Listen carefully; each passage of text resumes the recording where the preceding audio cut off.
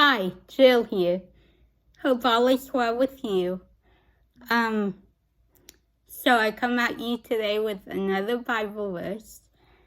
As you may remember, 2 weeks ago, I had decided I was going to do verses for the next few weeks about marriage in honor of my sister's upcoming wedding. Well, then last week I was asked to do a special verse for Sunday's church service for last Sunday. So I did that instead. So now I'm back with marriage. And unless you have just never been to a wedding before, everyone will know this verse, this passage. It's this book I'm reading from today is typically known as the love chapter. Can you guess where I'm going to read from? That's right, 1 Corinthians 13. Well, plus I kind of gave it away in the description. So yes, I'm reading from 1 Corinthians 13. I'm reading the NLT version because I like how it sounded the best. So I am reading verses 4 through 7 and 13. Love is patient and kind. Love is not jealous or boastful or proud or rude. It does not demand its own way. It's not irritable and it keeps no record of being wronged. It does not rejoice about injustice, but rejoices whenever the truth wins out. Love never gives up, never loses faith, is always hopeful, and endures through every circumstance. 3 things will last forever: faith, hope, and love. And the greatest of these is love. I just love that passage. So, you want to know something interesting about this passage?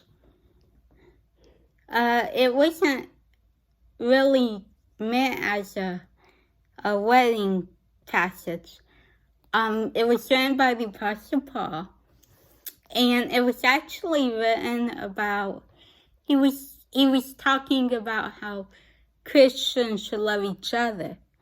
So not in a romantic way. I'm going to get into a little Greek here. In this passage, the word for love is agape, which means like unconditional, like the unconditional love you would show towards a family.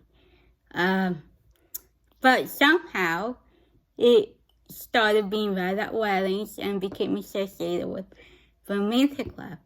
I tried to look that history up. I could not find anything.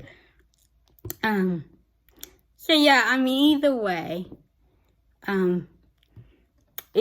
whether you're talking about agape or romantic love, either way, it's a good passage. And really, and I cheated a little bit for this. I looked in my life application Bible notes. This is the kind of love that God shows to us.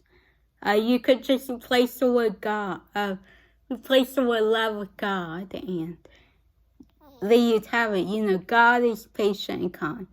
God is not jealous or boastful or proud, etc., etc. Which I may have mentioned this last week, or a couple weeks ago. I may not have, but this is actually a perfect passage because in the Bible, in the New Testament, God is described as the groom, and the church, which is every Christian ever, is the bride. So this is a reflection of how God loves his bride, the church, and how in this case, how the groom should love his bride and vice versa. So, I hope that makes sense to you. If it does, I'm sorry. I'll be honest, I haven't felt great this week. So yeah, that's my little tidbit on the love chapter. So stay tuned next week for another wonderful verse about marriage. Bye. If you like this video, don't forget to hit the like button and also subscribe and hit the little bell to be notified of new content.